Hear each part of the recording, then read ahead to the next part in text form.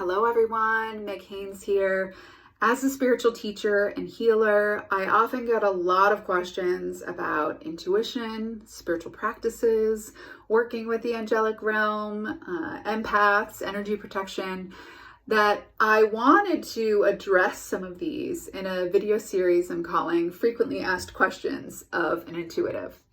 And since I like to be very thorough, I did write out today's question, and I'm going to read that to you now. So today's question: how do you tell the difference between your intuition and your ego? This is a really great question, and my intention with the information I'm about to share is to help you really attune to the energy of each, so that you'll have a real felt sense of how to discern and differentiate between the two. So let's start with the ego. The ego plays a key role in your human experience and acts as a built-in survival mechanism. It takes in the world and your experiences to form an identity around who you are in relation to others, so you can have a context between you as an individual and the rest of the world. I personally like to think of the ego as an uptight risk analyst, kind of like Ben Stiller in Along Came Polly, because its job is to protect you from harm and calculate all the potentials in which bad things may happen, as well as how you should live, how you should act, the choices you should make based on the information it has gathered through your experiences and social conditioning. You are not actually your ego, though. You are greater than your human body, experiences, identities, or roles, but in this human experience, you can forget this and merge with the self-image your ego has created for you. The ego does not believe that God, source, insert whatever word resonates, exists, so it is operating in the world as if it is the only one you can depend on. And it's no wonder that it would be so fearful, right? The problem is the ego has a very limited perspective, as it can only pull from the past and what is around you to predict the future. It cannot see things from a higher vantage point and does not operate from the realm of miracles, which we know is a very real part of the human experience. Therefore, it can't quantify anything beyond what it sees and can account for. Its database of information, if you will, would be comparable to a first-generation computer, pre-internet, so it has a limited knowledge and information to pull from. Because its primary job is to keep you alive and safe, and the ego takes its job very seriously, it will do whatever it can to get your attention. Now, I do want to speak a bit about this piece of safety, because this is a very primal need. Safety to the ego is what is known, what is comfortable, what gets you positive reinforcement or recognition, what keeps you connected to and part of the tribe. While at times this can be life-saving, you can also see that because of the ego's extreme desire for safety, it can actually direct you to do, act, be, and choose things that are out of alignment and potentially harmful in the long run.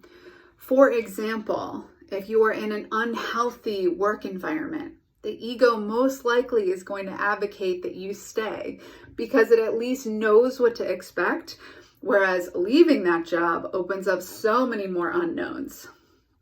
Or if your social group or family takes a firm stance around a belief or set of beliefs, political, religious, or otherwise, then questioning or going against the group, the tribe, may feel scary to the ego that wants you to belong. Therefore, you might compromise your own truth and integrity in order to fit in. Again, the ego is not bad. It's just not to be used as the primary voice we listen to. So here are a few identifiers that will cue you into recognizing your ego as the one communicating. And I invite you to really pay attention to the words, phrasing, energy, and feeling of this voice. The ego often speaks in judgment, criticism, guilt, shame, blame, or fear, because it believes this is the most effective form of motivation and communication. The way in which the ego communicates often takes on the language or voice of others, especially pivotal people from our past, like parents or teachers you may have felt inferior to or were always seeking approval from.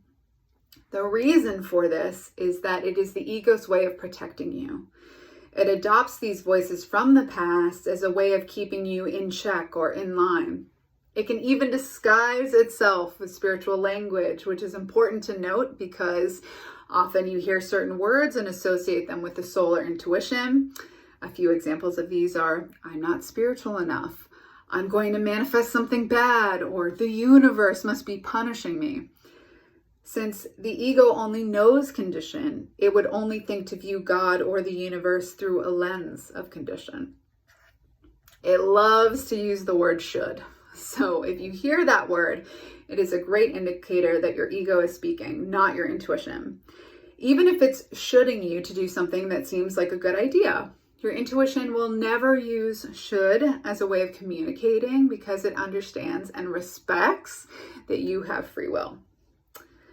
The ego will constantly be comparing and measuring you to others and defining your worth by external things like how much money or influence you have, how many certifications, awards, or accolades you have, etc. It is so concerned with the material world because, again, it believes that that is all that exists. And because it cannot account for the abundance and miracles of God, it believes there is a finite amount of resources to go around. If you catch yourself in lack thinking or focused on getting more and more to feel satisfied, you can be sure your ego is behind that. The ego is all about duality and is very attached to labels and labeling things because that, again, feels safe.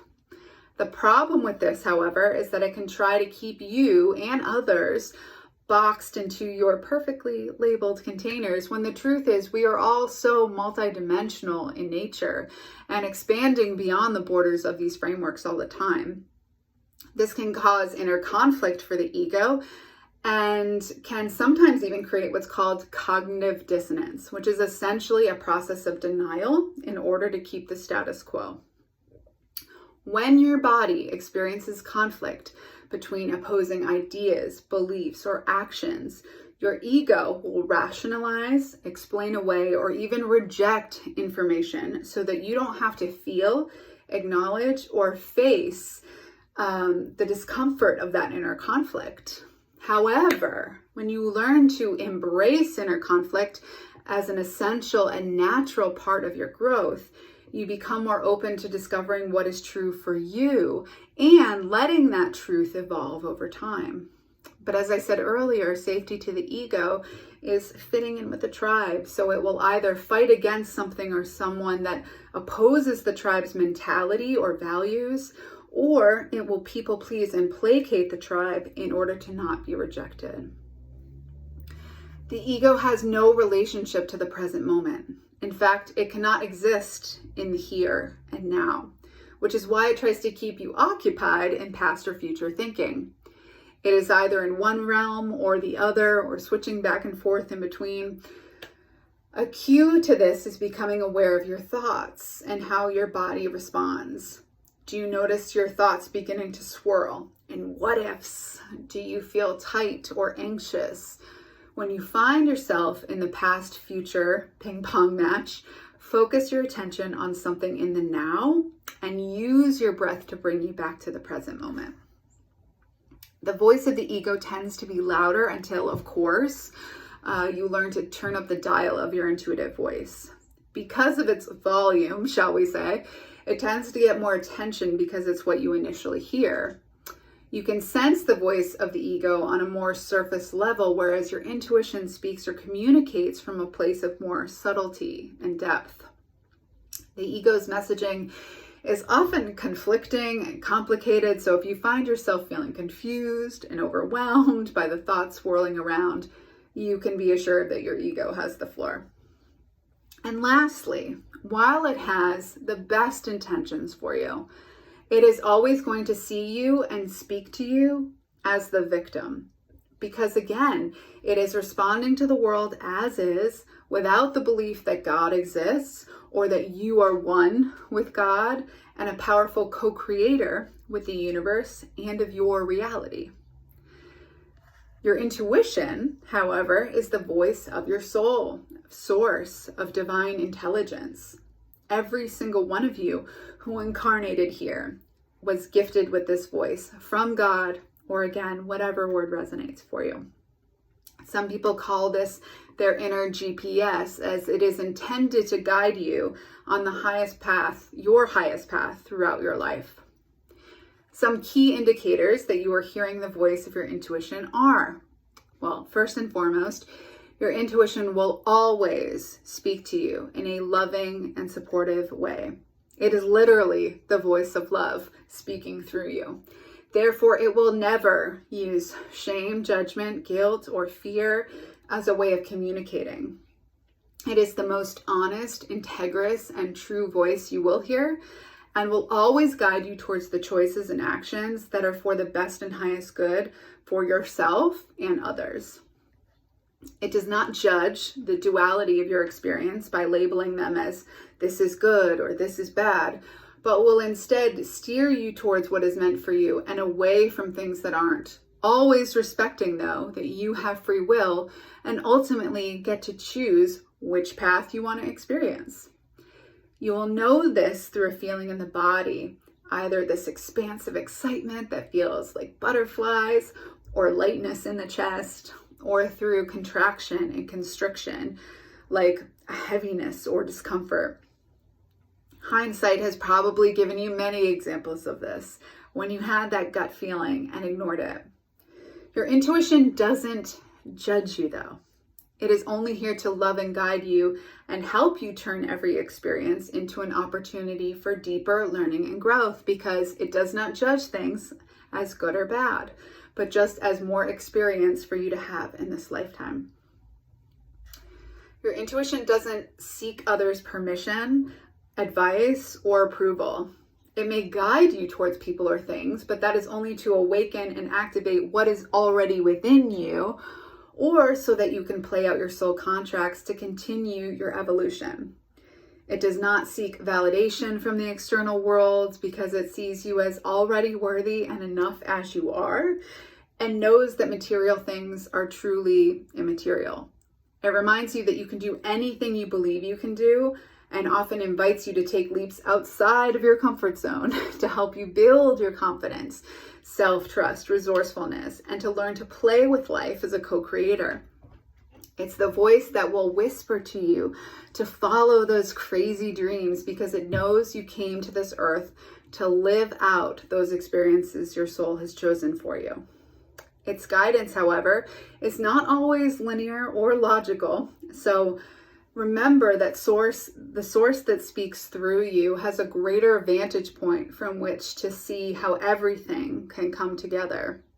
It will, however, always give you what you need in divine timing and not a second before or after. So you must learn to be patient and foster greater listening.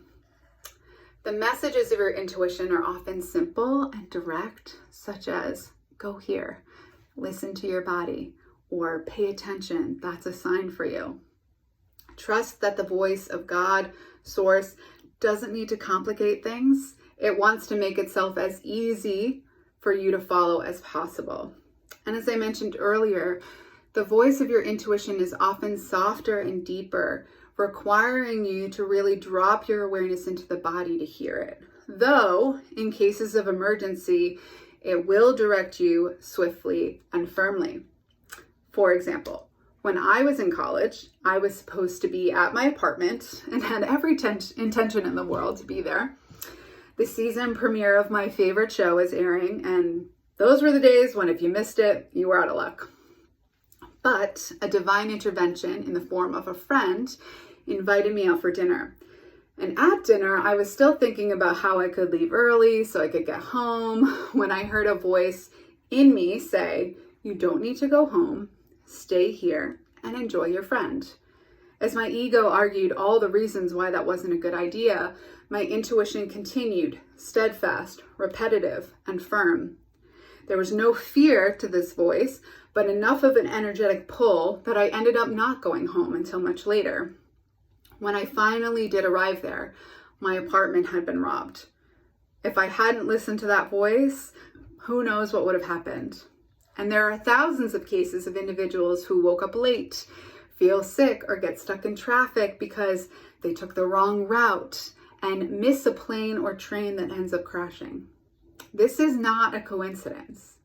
Remember, your intuition's job is to guide you away from things that are not meant for you, and it has its own ways of doing that without evoking fear.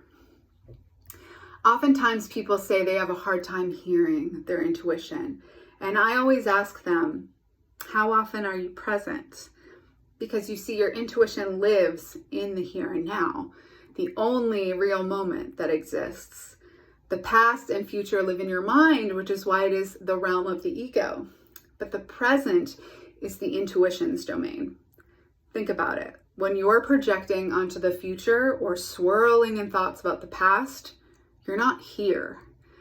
You are not truly feeling the sensation of breath move in and out of your chest, feeling the wind brush up against your face, or hearing the songs of the birds singing in the trees. You are consumed in thought. And as long as your focus is wrapped up there, you're not going to be available for anything else, like those intuitive hits or downloads. The more you allow yourself to be here, to listen, to foster a relationship with the present moment, the clearer and easier it will be to hear, know, and feel your intuition. So hopefully that gives you a thorough sense of each voice. However, if you want in the moment clarification about which voice is speaking, your ego or your intuition, here are 3 great questions to consider. Number 1, am I present right now? Number 2, what is the energy behind the voice that is speaking? Number 3, what would fear say or have me do? What would love say or have me do? The more you can differentiate between these 2 voices, the more peace, trust, and confidence you'll have in choosing what is highest and best for you always. If you found this video helpful, I would so appreciate you share, like with others. This may serve. If you have a question you'd like answered, you can DM me on Instagram at meg.m.haynes or comment below this video. And if you are wanting to develop a deeper connection with your intuition and how your body speaks to you, how to work with spiritual tools, create ritual, work with guides and angels, learn to give intuitive readings, and how to do so in a safe and ethical way, then check out my program, Intuitive Magic, at meghaynes.com. I look forward to continuing to share more in this way and to be of service to you on your spiritual journey. Thank you, everyone, and take care.